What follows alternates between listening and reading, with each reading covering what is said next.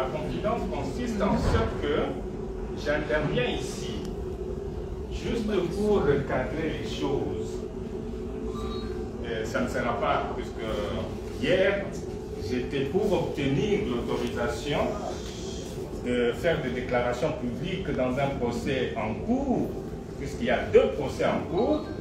Alors le bâtonnier a insisté, en tant que notre père, pour que je ne puisse pas transformer cette tribune en une tribune politique.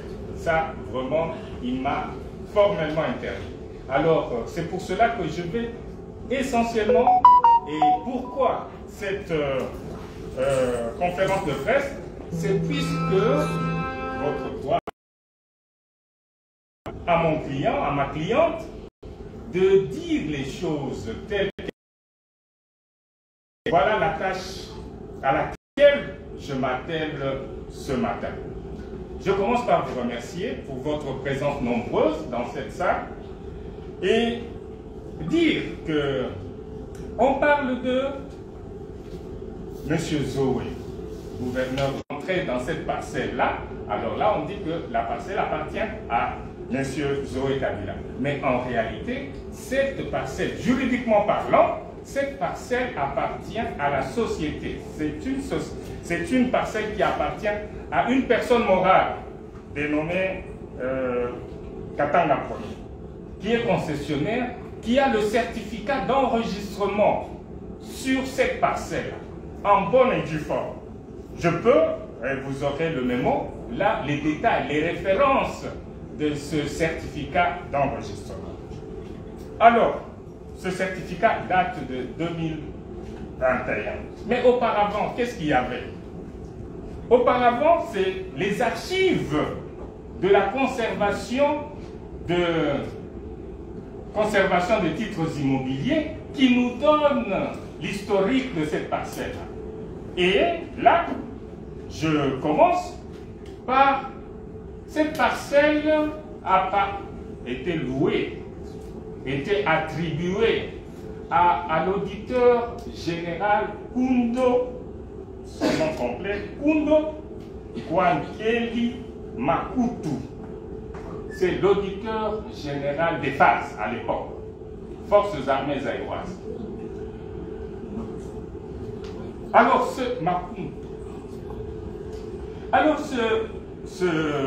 cet auditeur a occupé la parcelle et vous connaissez à l'époque de Mobutu, Mobutu avait certaines largesses et pour des loyaux services a permis que l'auditeur puisse signer un contrat de cession avec la République du Zaïre à l'époque.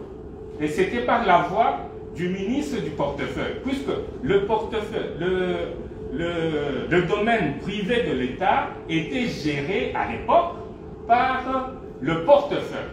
C'est le portefeuille qui gérait le domaine privé de l'État. Donc, les immeubles du domaine privé de l'État étaient gérés par le portefeuille.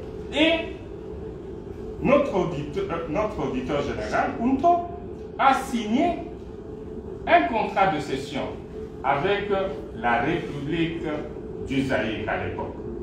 Et ce contrat lui a permis d'avoir le certificat d'enregistrement. Il a occupé la parcelle et puis après, il a obtenu le certificat d'enregistrement. Donc, j'insiste sur ce fait-là, c'est que c'est l'auditeur, c'est un juriste chevronné qui a obtenu les papiers en bonne et due forme pour être concessionnaire de cette parcelle. Et à la suite, comme dans la liberté de tout un chacun, il peut vendre. Et l'auditeur Kundo a vendu en 2004 à un certain monsieur Hypothé Joachim.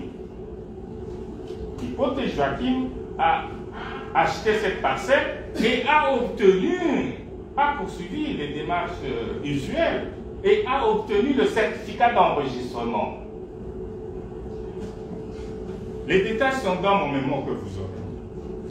Alors, à la suite, dans cette liberté de vendre, Monsieur Hypothé Joachim, à son tour, va vendre cette parcelle à la société Kocha Investment SARL. Ça, c'est depuis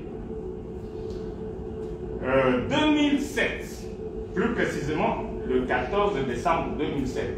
Et je précise à ce niveau-là que Kocha Investment, c'est une société, comme on aime bien le dire, la formule populaire, c'est une société de M. Zoé Kabila. Mais il est là-dedans, il est associé. Donc, c'est depuis 2007 que cette parcelle appartient à Kocha, donc au groupe. Hein, c'est un groupe, il y a plusieurs sociétés. Au Kocha. Et avant d'acheter cette parcelle, Kocha était locataire dedans. Donc Kocha a commencé par être locataire, puis on lui a vendu la parcelle, comme ça se fait assez souvent.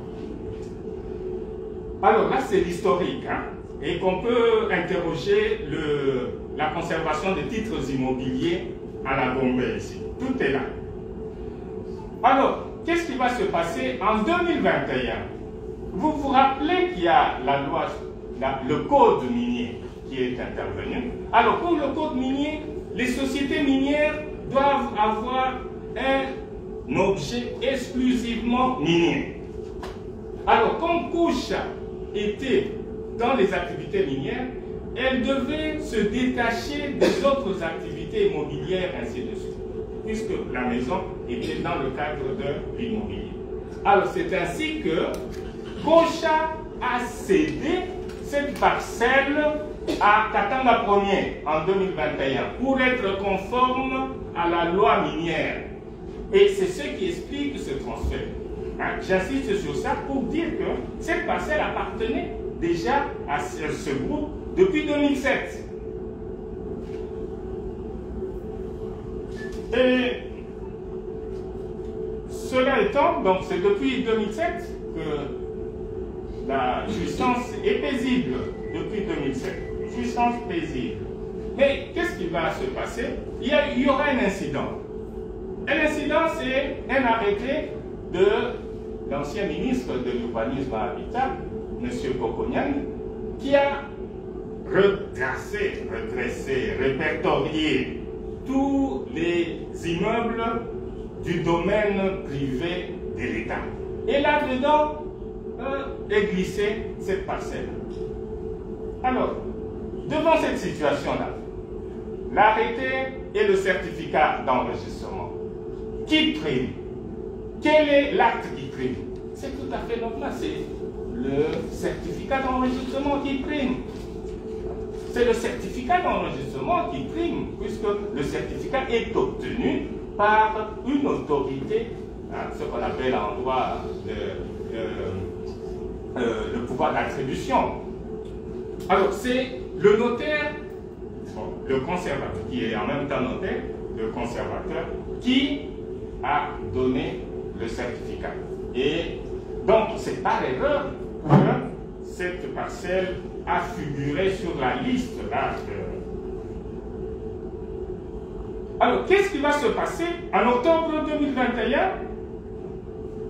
Après une sommation verbale, de déguerpissement faite par une équipe composée des agents du ministère de l'Urbanisme et Habitat, accompagnés, curieusement, par les militaires du bataillon PEM, ville de Kinshasa, qui vont demander à Katanga Ier de déguerpir. On n'arrive pas à comprendre pourquoi Katanga Ier a un titre de propriété sur la parcelle, comment elle peut être déguerpie. Alors, il y a eu, nous sommes intervenus, nous, conseil, nous avons... Et puis là, on apprendra que non, cette parcelle est toujours répertoriée dans le domaine privé de l'État et le ministre d'État, ministre de l'Urbanisme et Habitat actuel, l'a attribué au ministre de la Défense. Ah, c'est pour cela qu'on a vu la mobilisation des militaires de PEM, bataillon Kinshasa, qui sont venus pour que leur chef ait cette habitation, pour des raisons de fonction. Alors, la première tentative a échoué. Suite à nos interventions. Alors, on était là tranquille, mais subitement, je vous assure, subitement, le lundi passé, nous attendons, d'une source sûre, il y a au niveau du ministère de l'Urbanisme et Habitat, il y a en gestation une seconde tentative de déguerpissement. Et très rapidement, nous avons écrit au ministre de la Justice pour lui dire que non, cette situation ici, comment elle peut se répéter? Puisque Katanga Ier est concessionnaire avec un titre de propriété. On ne voit pas comment on continue à considérer que cette parcelle est du domaine privé de l'État, alors que cette parcelle a quitté le domaine privé de l'État depuis le régime de Mobutu. Et cette opération s'est effectivement déroulée. Nous avons écrit lundi, on écrit mardi. Ouf! Comment cette opération s'est effectuée. Notamment, jusqu'au matin, par des militaires lourdement armés qui ont procédé au bris du portail. Ils ont brisé le portail et qui sont entrés dans la parcelle. Certains biens appartenant à la société Katanga Ier ont été méchamment détruits. C'est la situation dans laquelle on se trouve. Donc, Katanga Ier a été déguerpi. Et la conclusion est laquelle? Comme vous l'avez constaté, il s'agit là d'un déguerpissement manifestement illégal. Manifestement illégal, puisqu'on n'a pas respecté la procédure, même pour la seconde tentative. La première, il y a eu une sommation verbale, mais cette fois, c'est ce qu'on a appris qu'il y a en gestation une nouvelle déguerpissement qui s'est concrétisé le lendemain. Donc, c'est une histoire qui a été boutiquée depuis longtemps et d'une façon assez irrégulière. Voilà.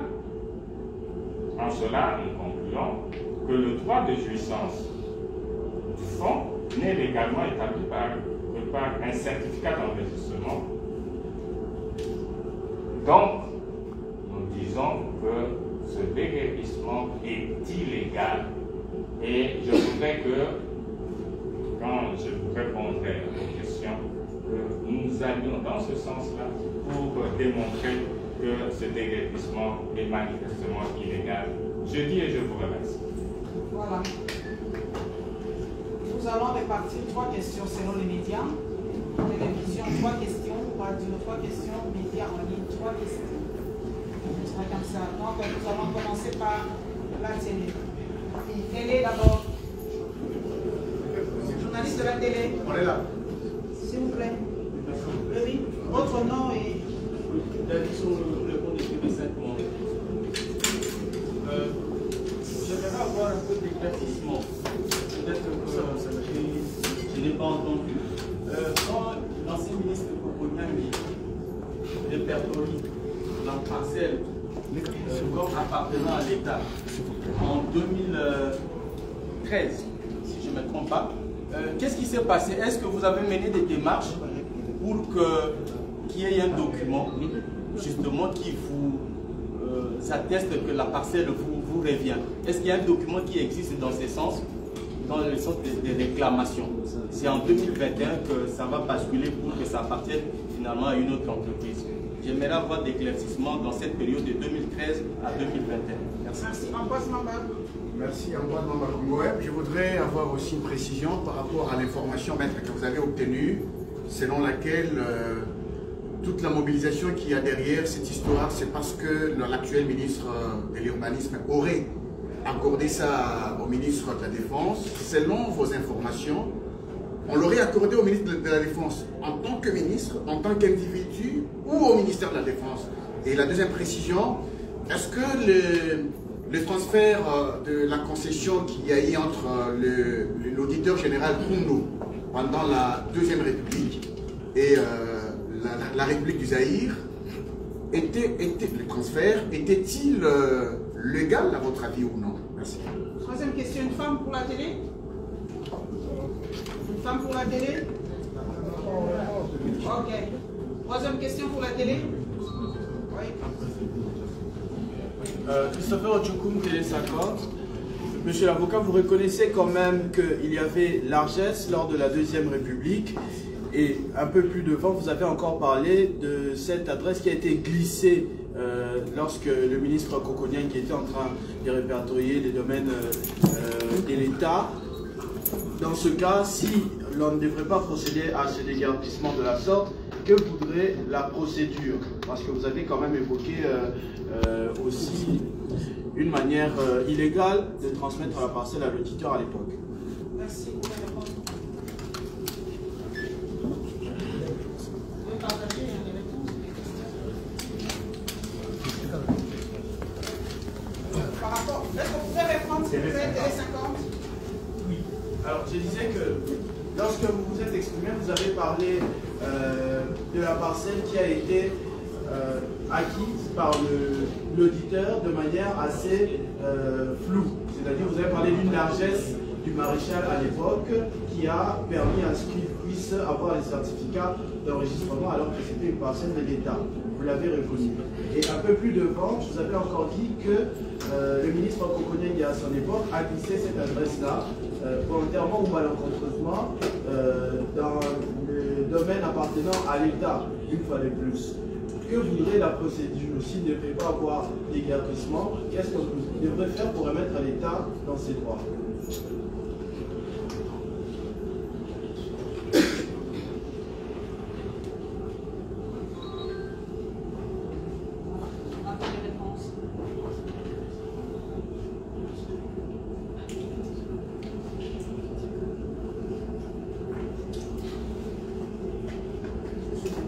Alors, la première question, c'était la télé 50.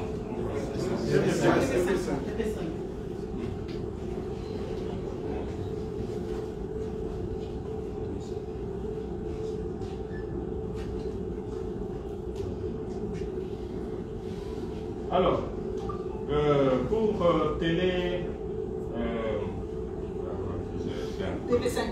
TV5 Monde. Alors, on dit qu'il y a eu d'abord cette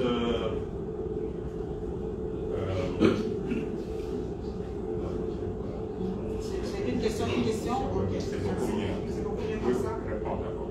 Ok. Je pense que je vais donner une réponse à cette question.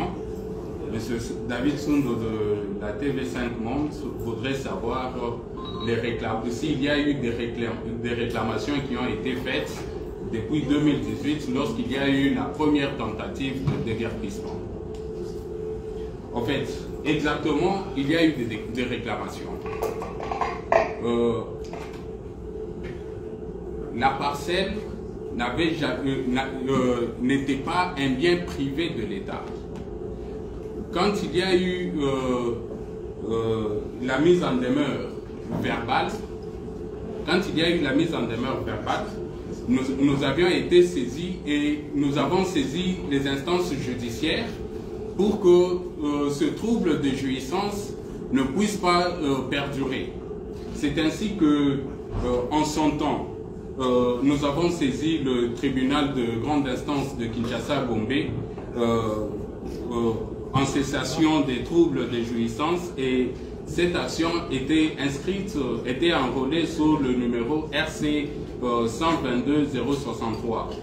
Et à la même occasion, il y a aussi eu, par voie administrative, une requête, il y a eu un recours en annulation de la lettre d'attribution du ministre de l'Urbanisme et Habitat qui a eu à attribuer la dite parcelle au ministre de la Défense à titre de ses fonctions. Ce sont ses fonctions en tant que ministre. Voilà les actions qui ont été menées depuis 2021. Parce qu'en 2018, quand l'arrêté a été pris, évidemment, on n'a pas eu connaissance de cet arrêté parce qu'il n'avait pas été publié au journal officiel. Bon, alors, je complète. Hein. Je peux compléter ce qui a été dit. Et c'est ce que je vous disais au début, à titre de confidence, que nous avons, cette affaire ici, nous avons obtenu l'autorisation du bâtonnier, puisque cette affaire est en cours. Il y a les deux actions qui sont en cours. La première, comme l'a dit le confrère Irénée, c'est que c'est devant le tribunal de grande instance de la Gambie. Ça, c'est pour trouble de jouissance. La deuxième action, c'est l'attribution de la parcelle au ministre de la Défense. Cette décision-là, c'est une décision d'une autorité nationale. Et pour cette décision-là, qu'est-ce qu'on a comme recours? On fait d'abord un recours gracieux devant cette autorité, et ensuite, si l'autorité ne répond pas à ce recours, alors là, on va devant le Conseil d'État. Et cela a été fait donc sous RA, rôle administratif 731. Alors voilà les deux actions qui ont été menées et qui sont en cours. C'est pour cela qu'on est surpris que malgré ces actions qui sont en cours, le ministre d'État et ministre de l'Urbanisme et Habitat continue et est arrivé à l'aboutissement de ce déguerpissement. C'est en cela que nous voulons rétablir la vérité en disant que cette parcelle-là appartient à la société Katanga Romi. Je poursuis avec la deuxième question de Congo Web. Alors, la première séquence est déjà rencontrée. C'est que cette parcelle n'a pas été attribuée au ministre de la Défense à titre personnel. Non. C'est pour ses fonctions résidence en tant que ministre de Défense. Alors, est-ce que la cession était légale? Mais je vous ai dit que il s'agit là d'un auditeur. Punto était auditeur général des phases. Donc c'est un juriste chevronné. Il ne pouvait pas faire des choses à la légère. Donc il a obtenu, bien que ce soit une largesse, mais l'a concrétisé. Il a obtenu un certificat d'enregistrement. Et le certificat d'enregistrement, c'est ça le titre qui donne pouvoir à quelqu'un de résider dans une parcelle et de la vendre au moment opportun. Donc, cette session-là, c'était une session légale. On peut renchérir avec les dispositions légales. Hein. La loi dite foncière parle effectivement de ce cas. C'est l'article 219. Alors, l'article dit clairement, spécifie, il y a les immeubles du domaine public de l'État, cela on ne peut pas les céder, mais les immeubles du domaine privé de l'État peuvent être cédés, l'État peut céder à 210. Régime immobilier. L'article 210. Le domaine immobilier public de l'État est constitué de tous les immeubles qui sont affectés à un usage et à un service public. Je poursuis. Ces immeubles ne sont ni cessibles ni susceptibles de location tant qu'ils ne sont pas régulièrement désaffectés. Donc, la désaffectation concerne les biens du domaine public de l'État. Si on veut les sortir de ce domaine, on doit les désaffecter. Alors, ils sont régis par les dispositions particulières aux biens affectés à usage ou à un service public. Mais non, les autres immeubles font partie du domaine privé de l'État. Ils sont régis par la présente loi et ses mesures d'exécution. Alors, je poursuis. Cession consentie par l'État. C'est le cas de l'auditeur Koundou. La cession est l'acte par lequel l'État transfère son droit de propriété sur les immeubles visés à l'article 211 du domaine privé de l'État à un tiers tel qu'il soit. Donc l'État a ce droit, cette latitude de céder son bien, qui est du domaine privé, à un tiers, quel qu'il soit. Ce n'est pas plus qu'il était auditeur, quel qu'il soit, on peut céder. Et il y a un acte de cession qui a été fait, et en vertu de cet acte de cession, M. Koundou a obtenu le certificat d'enregistrement, qui est le titre reconnu pour ce genre. On peut poursuivre. Établissement des droits, article 219. Le droit de jouissance d'un fonds n'est légalement établi que par un certificat d'enregistrement du titre concédé par l'État. Donc, il a obtenu, donc la procédure était régulière. On ne peut même pas en douter, puisque, bon, en tant que juriste chevronné, il devait prendre toutes les gardes en ce qui concerne cet aspect. Alors, je poursuis avec Télé 50. Dit la parcelle a été obtenue d'une façon, je viens de répondre à ça, une largesse qui doit être. Et là, vous vous souvenez même, je ne sais pas, mais à l'époque, je connais plusieurs cas où, quand quelqu'un a rendu de loyaux services à l'État, s'il habitait un immeuble du domaine privé de l'État, le chef de l'État pouvait lui accorder cette possibilité d'acquérir ce bien-là pour sa retraite. Alors, ce n'est pas une procédure floue. Non, c'est régi, je viens de lire. C'est régi. Un domaine privé, l'État peut transférer à un tiers, quel qu'il soit.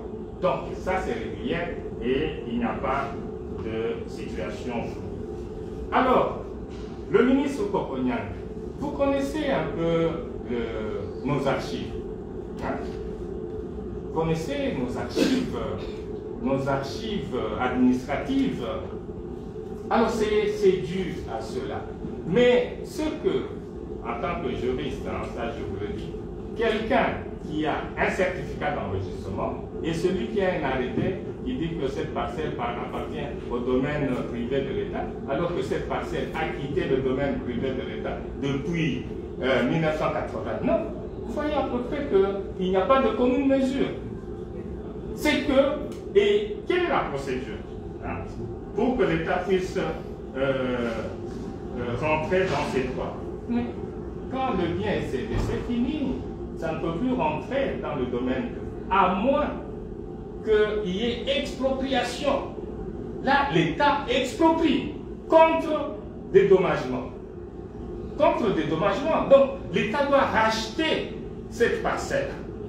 Donc, il n'y a pas d'autre procédure. Quand l'État a cédé, c'est tout. Si il veut, pour des besoins, des raisons d'ordre public, reprendre ce bien-là, il faut, ça s'appelle expropriation d'un bien. Et pour bien exproprier, il faut dédommager, donc payer un prix pour ce dédommagement. Donc, je crois avoir répondu aux questions de Télé 50. Oui, pour la radio, Pascal Brélan. Maître, moi je voulais comprendre cette largesse du président Mobutu qui date de 89, mais l'auditeur Koundou va obtenir les certificats en 2004. Il y a, je crois, c'est presque une trentaine d'années.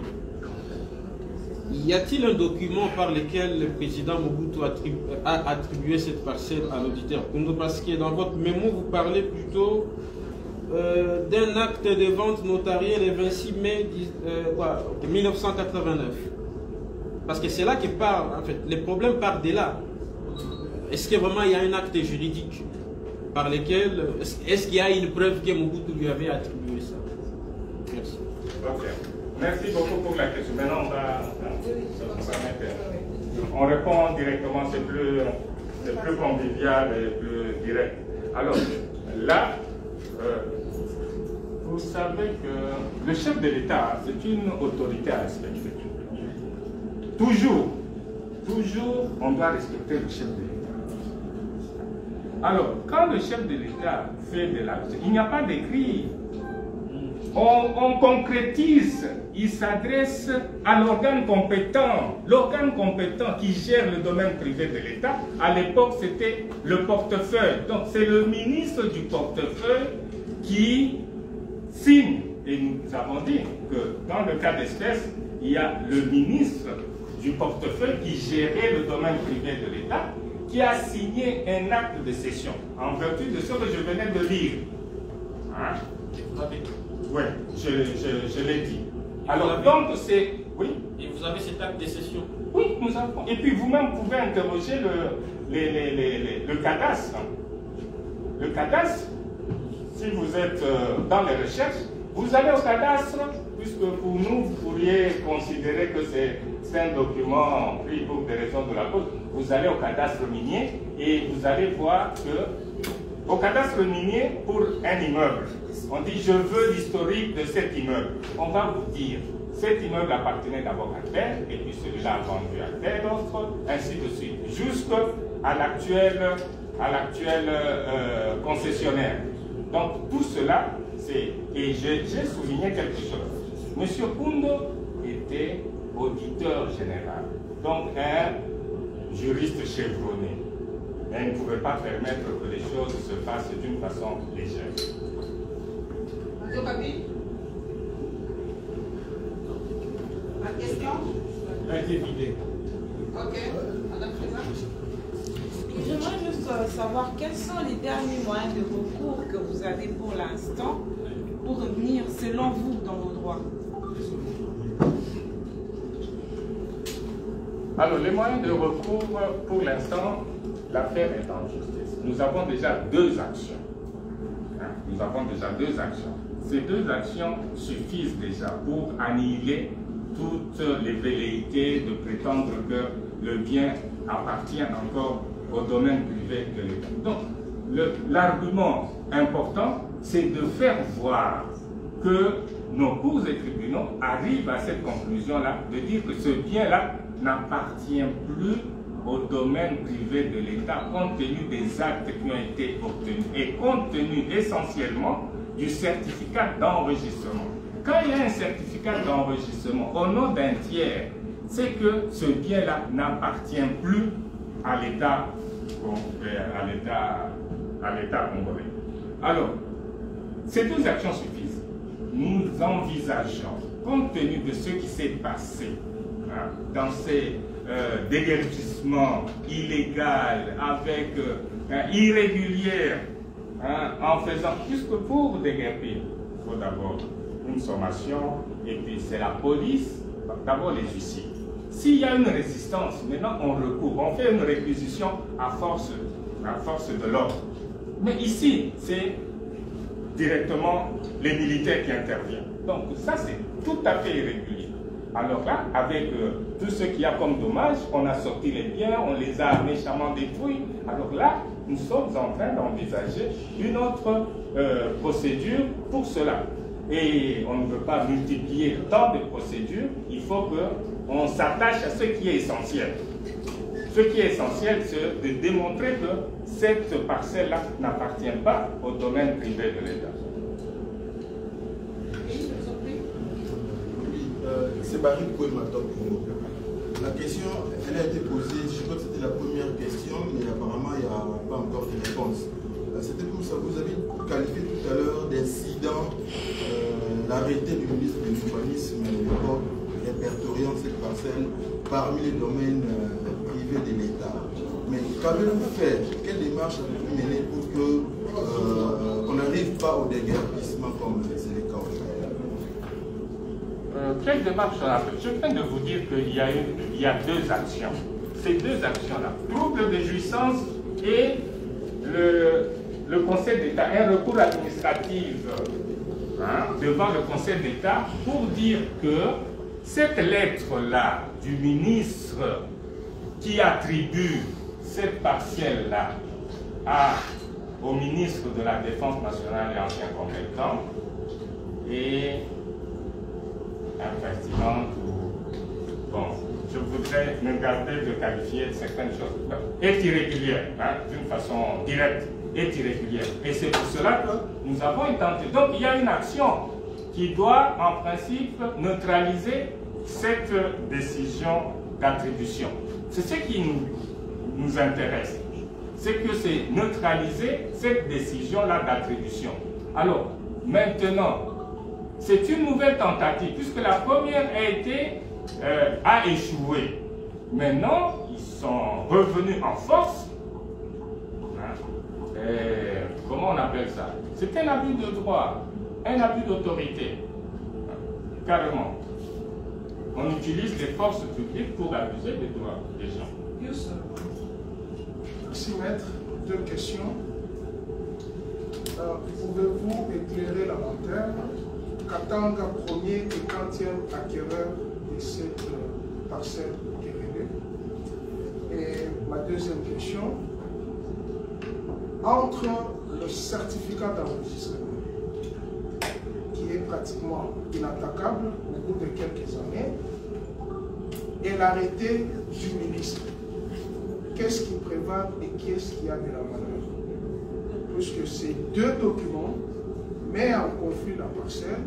Vous dites que vous avez l'enregistrement, le certificat d'enregistrement, et les ministres de l'urbanisme qui s'acharnent sur cette propriété disent se référer à l'arrêté prétendument que vous dites qu'il y a un incident et attribuent cette parcelle au ministre de la Défense.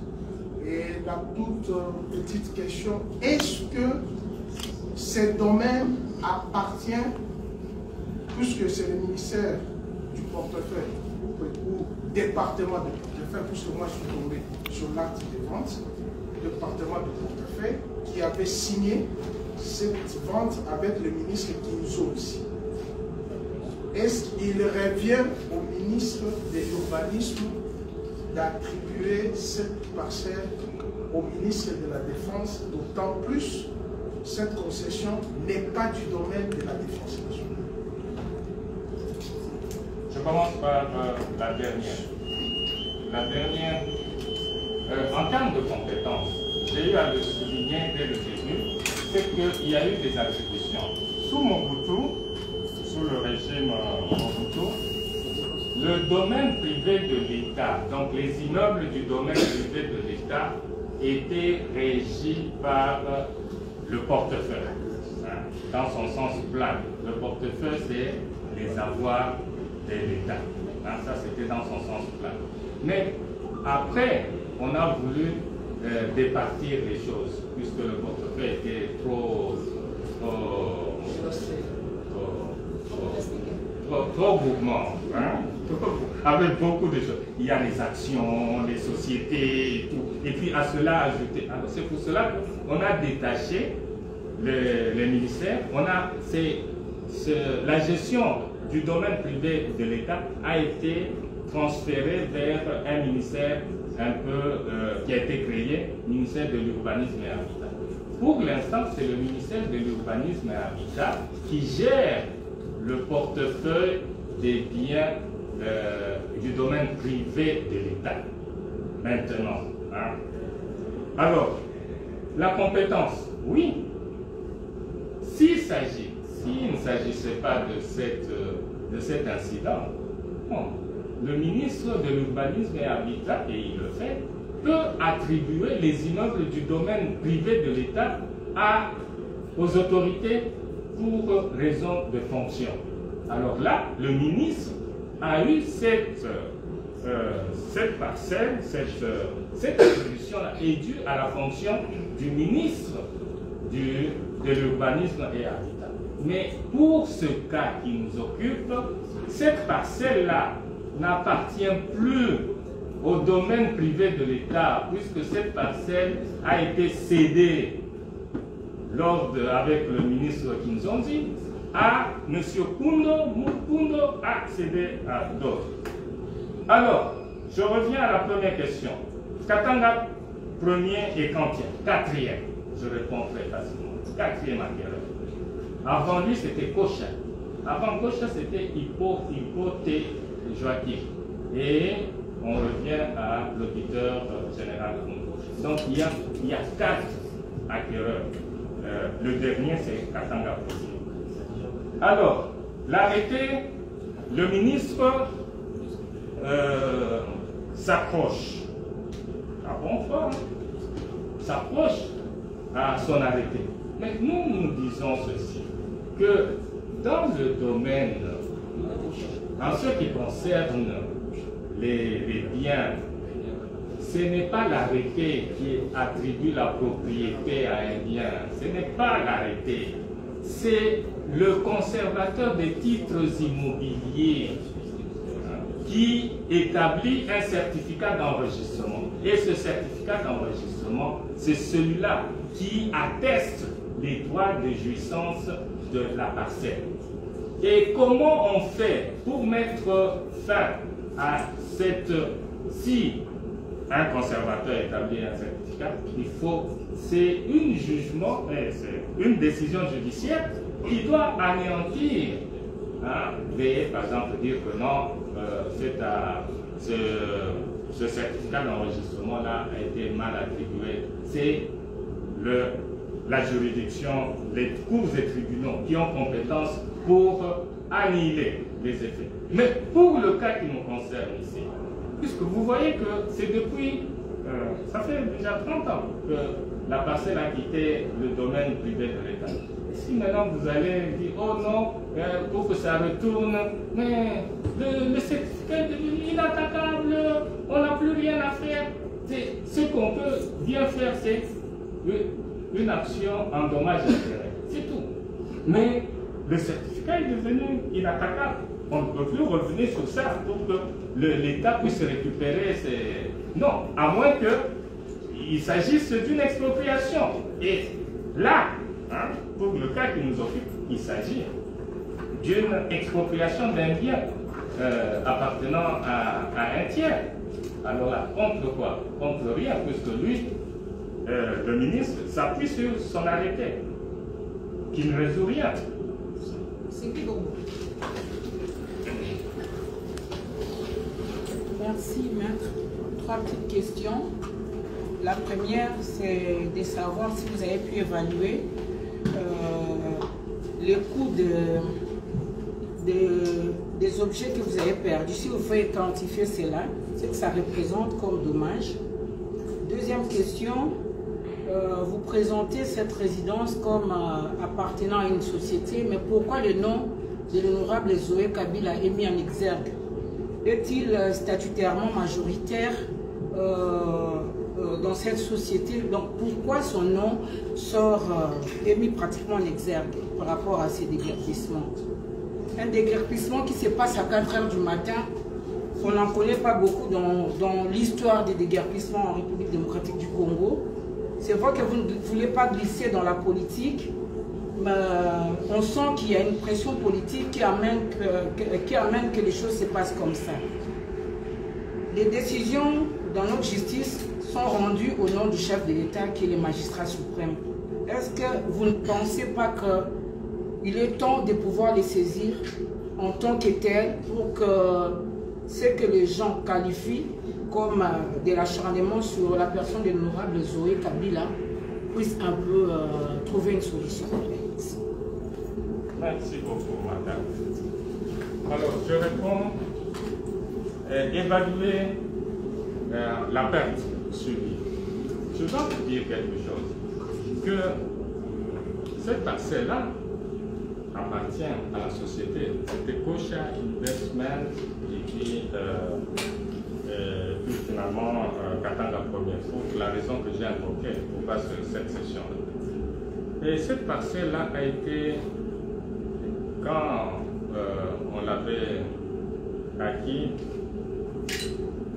la parcelle, quand on l'avait acquise, elle n'avait pas cette forme-là.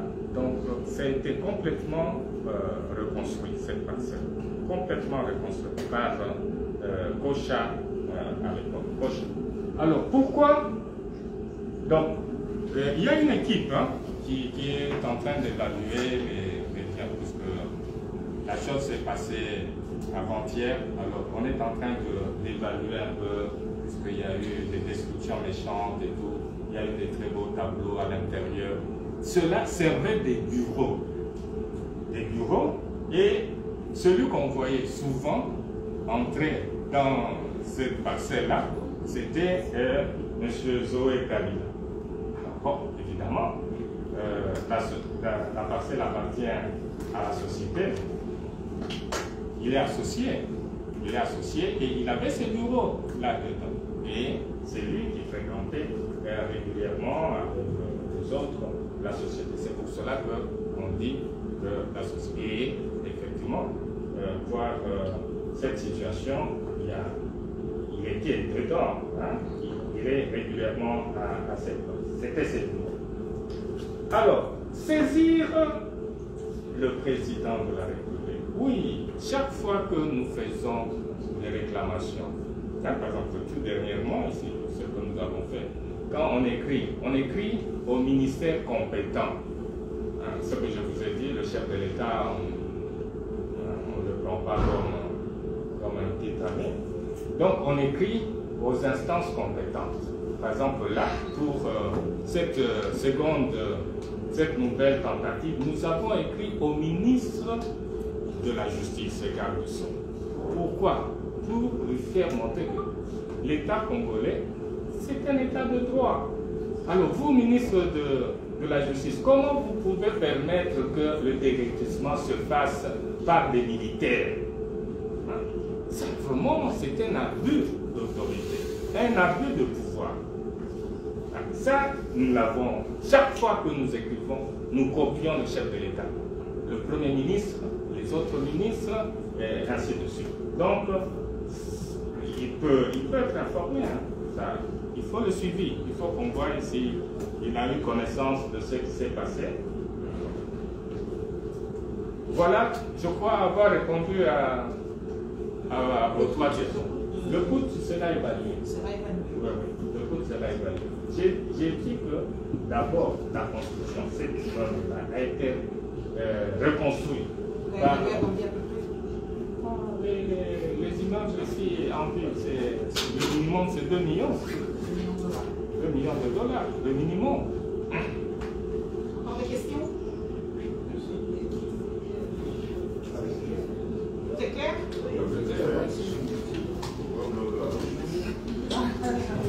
Voilà, en tout cas, j'espère et j'en suis convaincu que vous allez rendre magnifiquement vos papiers. Donc, merci à vous. Je crois qu'entre nous, ce qui est intéressant, c'est le monde de la femme. Donc, merci pour votre participation et que Dieu vous bénisse. Bon, il y a des lots, hein.